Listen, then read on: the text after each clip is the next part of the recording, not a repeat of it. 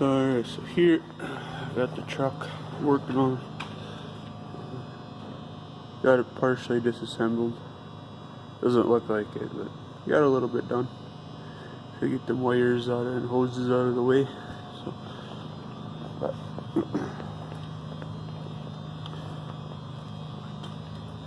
can't really get a good angle on the truck right now because it's in the garage and it's kind of dark. So kind of see it better. Can't get a good angle on it, like I said.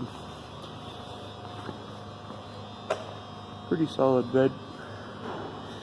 Toolbox. It's got a K&N air filter on it already. Diamond plate, bed rails, and tailgate rail. So not that that's crucial, but you know, it's not too dark out.